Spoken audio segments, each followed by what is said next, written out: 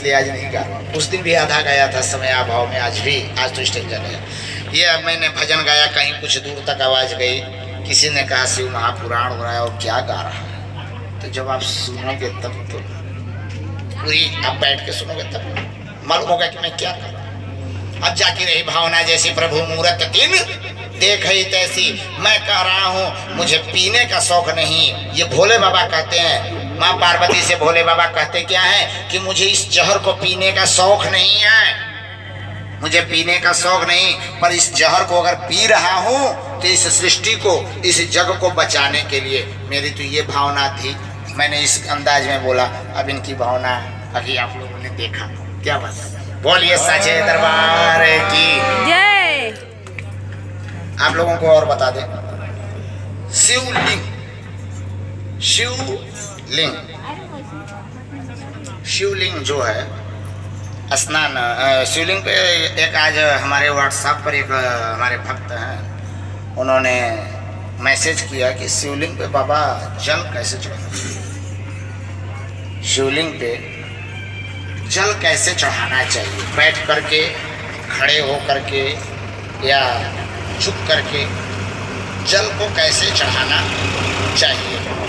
आज उनको भी मैंने जवाब दे दिया और उनके जवाब से, उनके इस सवाल से मुझे ये एहसास हुआ कि शायद बहुत से लोग इस बात को नहीं जानते। आज मैं बताता हूँ, हरीश्वर शिवलिंग, मैंने शिवलिंग की व्याख्या बता चुका हूँ कि दो शिवलिंग होती है, एक हरीश्वर शिवलिंग और एक शक्ति शिवलिंग, दो प्रकार की शिवलिंग होती है। तो हरीश्वर शिवलिंग पर खड़े होकर जल चढ़ाना चाहिए, हरीश्वर शिवलिंग पर खड़े होकर के जल चढ़ाना चाहिए। आदमी दोनों पैर को बराबर नहीं करके जल चढ़ाना चाहिए। जब चढ़ाए जल, दोनों पैर को बराबर नहीं रखना चाहिए। कैसे करना चाहिए, सीधा पैर को थोड़ा सा आगे करें और उल्टा पैर को थोड़ा सा पीछे पीछे, हल्का सा आगे पीछे करके, और तब हरीश्वर शिवलिंग पर जल चढ़ाइए। इससे क्या फायदा मिलता है जानते हैं आप? भोले बाबा पे मैंने बताया था अभी कि ट्रक ला के अच्छा चढ़ा दीजिए, कोई फायदा नहीं है, क्योंकि आप चावल चढ़ाते हैं, अच्छत नहीं। जिस दिन अच्छा चढ़ाना शुरू करेंगे, 4 दाने में आपका काम बन जाएगा, मात्र 4 दाने में आपका काम बेटा बन जाएगा, अच्छा नहीं। और ऐसे बोरा का बोरा रवि के यहाँ से चले जाओ, सत्यम के यहाँ से चले जाओ, बोरा का बोरा चावल खरीद के ले आओ और भोले बाबा को नहला दो ना, कोई फर्क नहीं पड़ने वाला। उसी प्रकार से इतना सा जल आप चढ़ा देंगे, आपका काम हो जाएगा। इतना सा 2 बूंद गंगा जल चढ़ा दीजिए या 2 बूंद जल चढ़ा दीजिए, हर घर गंगे करके आपका काम, आपका जलाभिषेक स्वीकार हो जाएगा। और ऐसे टैंकर के टैंकर भर के ला के चढ़ाइए, भोले बाबा पर स्वीकार होने वाला नहीं है। जब भी चढ़ाए, पुरुष अगर चढ़ा रहा है तो सीधा पैर थोड़ा सा आगे और उल्टा पैर पीछे, और स्त्री ऐसे सीधा थोड़ा पीछे, उल्टा थोड़ा सा आगे करके चढ़ाने से होता क्या है, ये होता है लक्ष्मी का आगमन।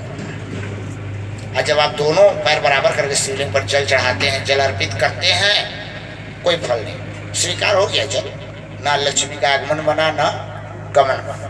अगर लक्ष्मी की प्राप्ति चाहते हैं तो आगे थोड़ा सा पैर सीधा। हरीश्वर शिवलिंग पर इसी प्रकार से जल चढ़ाया जाता है। और शक्ति शिवलिंग जब हो, जहाँ पे शक्ति शिवलिंग है वहाँ तो बैठो, वहाँ पे विधान नहीं है, आप झुक करके या खड़े होकर के वहाँ जल नहीं चढ़ा सकते, वहाँ बैठ के अब कोई चढ़ा दे। जैसे काशी विश्वनाथ में ज्योति शिवलिंग, शक्ति शिवलिंग है, अब लोग जाते हैं निहुर कैसे डाल दें, नहीं गलत है। बैजनाथ धाम में जाते हैं, कंवर लेके जा रहे हैं, क्या करें बेचारे, इतनी भीड़ है कि जगह नहीं है, मंदिर तक जा भी नहीं पाते, पाइप में डाल देते हैं, चला जाता है, क्या किया जाएगा भाई, व्यवस्था। लेकिन व्यवस्थाएं यही है कि शक्ति शिवलिंग पर बैठ करके जल अर्पित करें और हरीश्वर शिवलिंग पर झुक करके जल अर्पित करें। यही जल चढ़ाने का ये महाविधान है। अच्छत का विधान मैंने आप लोगों को पहले ही बता चुका हूँ कि अच्छत का क्या विधान है, इस प्रकार से। और आज हम आपको बताते हैं स्नान और नहाना। आज बताते हैं आपको स्नान और नहाना। अब नहा क्या स्नान करके, जवाब दीजिए भैया। यहाँ कौन कौन स्नान करके आया है और कौन कौन नहा के आया है? हम नहा कर आए हैं। आप नहा कर, चलिए अच्छी बात है। और बताइए, स्नान स्नान और नहाना किसे कहते हैं? दोनों एक ही नहीं ना। नहाना उसे कहते हैं जब आप शैम्पू से, साबुन से, पोखरा, नदी, नाले, घर, बाथरूम, शावर आदि आदि बाल्टी पानी से जो भी नहान आप करते हो उसको कहते हैं नहाना। स्नान की विधि क्या है? जिस प्रकार से बोला गया है कि एक नौका भरी, कै नौका भरी, एक नौका, दो नौका, चार नौका, एक नौका कितने जाप पे भरती है, कितने भगवान के नाम लेने में भरती है बताइए? मैंने पूछा था। हाँ बताइए।